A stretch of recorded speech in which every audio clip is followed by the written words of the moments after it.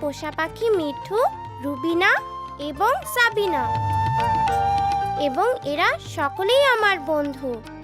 আজ আমার চাচাতো বোন রুমি আপার বাচ্চার প্রথম শক্ত খাবার খাওয়ানোর অনুষ্ঠান করতেছি। দেখো দেখো আমাকে পড়ি আইছে। পড়ি আসছে, পড়ি পড়ি আসছে, দেখো, দেখো। আমাকে পড়ি আসছে, দেখো দেখো।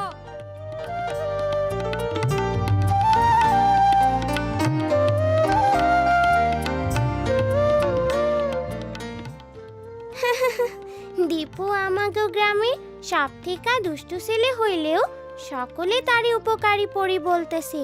কি এরা বিশ্বাস হচ্ছে না?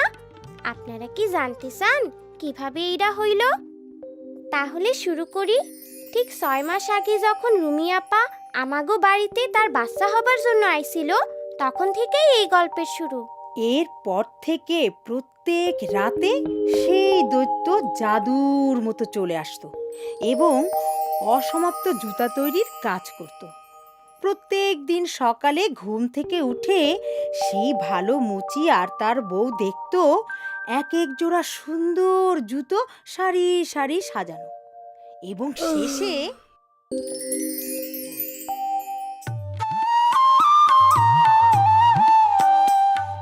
পরের দিন আমরা সব বন্ধুরা মিলে ভাবতেছিলাম কিভাবে ছুটির দিনগুলো কাটাবো।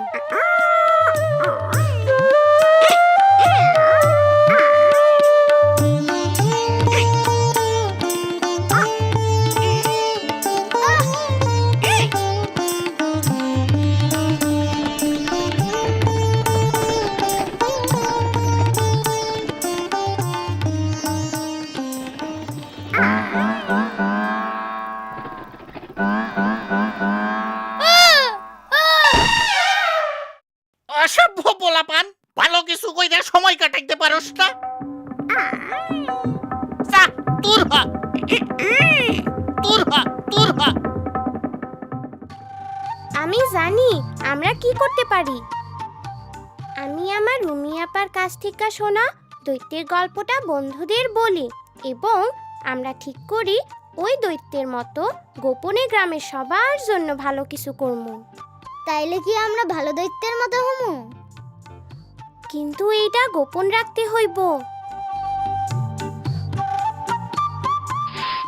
তারপর কয়েকদিন আমরা অনেক ভালো কাজ করছিলাম।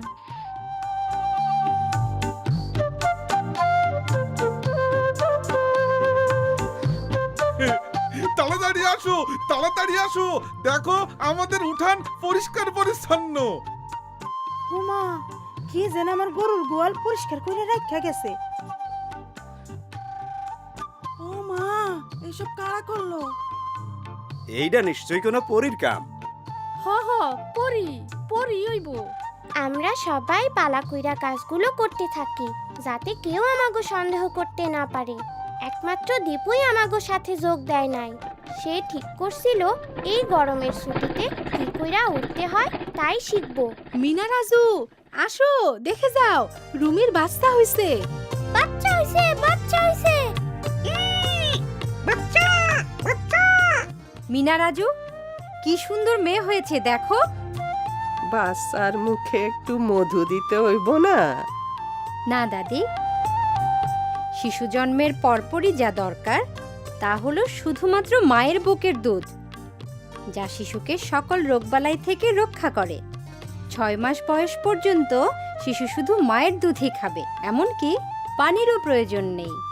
গ্রামে রুমি আপার মতো অনেকেই মা হইছে, কিন্তু রুমি আপার কোনো সমস্যা না হইলেও অন্য মায়েদের কিছু সমস্যা হয়েছিল। শোনো, মনে হয় আমাগো খোকন ঠিক মতো দুধ পাইতাছে না। আরে গরুর দুধও খাওয়াইতে হইব। ও না, উনি তো ঠিক বলতেছেন না। চলো মিনা, ওরা আমাকে দেখে ফেলবো। কিন্তু পড়ি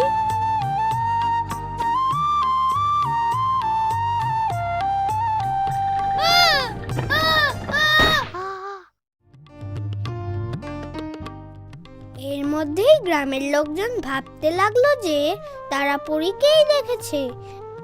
গ্রামবাসীর সকল স্থানে পরীর ব্যাপারে নানা রকম কথা বলতে লাগলো। কেউ বলল গাছের উপরে অনেক ফুল ফুটছে, সেইখানে পরী দেখছে।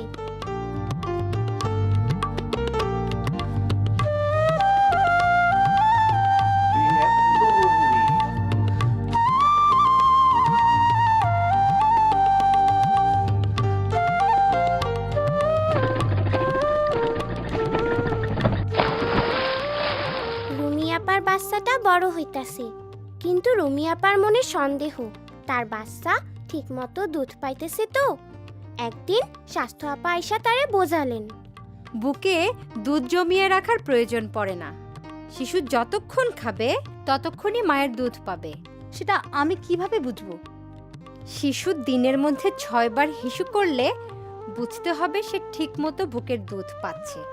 মনে রাখবে, শিশুর পেট খুব ছোট। তুমি ভাবতে পারো সে ঠিকমতো দুধ পাচ্ছে না, কিন্তু 6 বার হিসু করলেই বুঝতে হবে সে ভালো আছে। আপা, আমিনা ভাবি মনে করতেছে তার বাচ্চা ঠিকমতো দুধ পাচ্ছে না। সে এবং তার স্বামী ভাবতেছে বাচ্চারে গরুর দুধ খাওয়াইবো। তুমি কেমন করে একথা জানলে মিনা? পরী বলছে। আমার মনে হয় পরেই পারবে আমাদের এলাকার সকল মাকে মায়ের দুধের উপকারিতার সম্পর্কে সঠিকভাবে জানাতে। সকল মাই এটা করতে পারবে, এর জন্য তাদের আত্মবিশ্বাস বাড়ানো দরকার। আত্মবিশ্বাস, আত্মবিশ্বাস। আপার কথায় আমি একটা ভালো বুদ্ধি পাইলাম। যে কোনোদিন বাচ্চা জন্ম হইতে পারে। আগামীকাল বাজার থেকে মধু আর সরিষার তেল কিনে আনমু।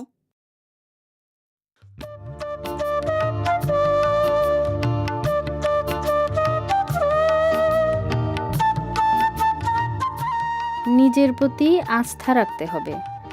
6 মাস পর্যন্ত শিশুকে মায়ের দুধ ছাড়া অন্য কিছু দেওয়া যাবে না। এ ব্যাপারে কোনো কিছু জানার থাকলে অবশ্যই স্বাস্থ্য আপার সাথে কথা বলতে হবে।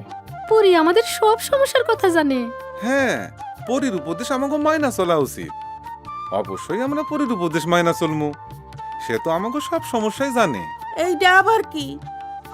সিডি নবজাতকের মুখে মধু বা সরিষার তেল দেওয়া যাবে না। নবজাতককে জন্মের সাথে সাথে মায়ের বুকে দিতে হবে। মায়ের দুধ শিশুর জন্য প্রথম প্রতিষেধক, যা তাকে বিভিন্ন রকম রোগ থেকে রক্ষা করে।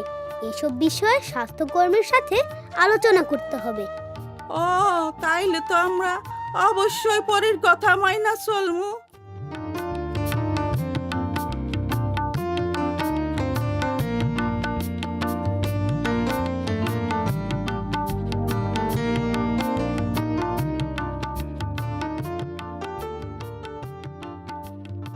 আমাগো ছুটির শেষ রাইতে আমরা আমাগো শেষ ভালো কাজটা করতে গেলাম।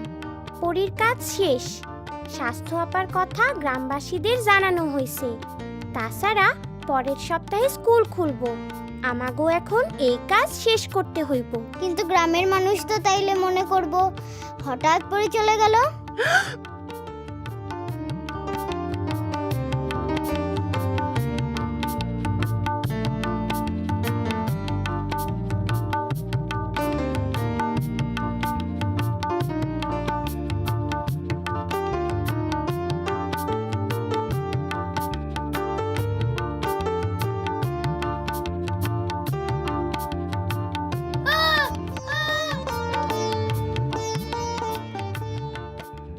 আরে পরী, আমরা পরী পাইছি। পরি পরী পাইছি।